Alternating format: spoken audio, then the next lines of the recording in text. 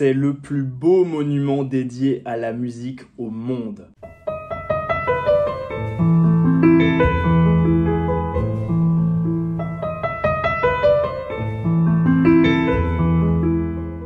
Tu viens avec moi et on va visiter l'Opéra National de Paris, aussi appelé l'Opéra Garnier.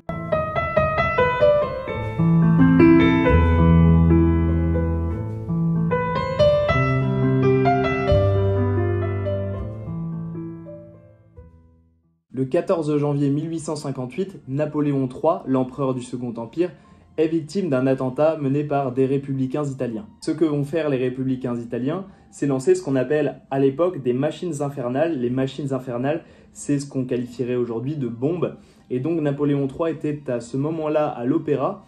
L'opéra a donc été détruit. L'empereur du Second Empire a été miraculeusement épargné par les dégâts. À la suite de cet attentat, on décide d'un concours pour bâtir un nouvel opéra digne de Paris. Ça faisait 50 ans qu'on attendait à Paris l'érection d'une académie impériale de musique et de danse. Le concours se déroule de 1960 à 1961 et le 30 mai 1961, c'est un jeune architecte récipiendaire du premier prix de Rome, Charles Garnier, dont le projet est choisi pour bâtir un opéra à Paris qui soit digne de ce nom.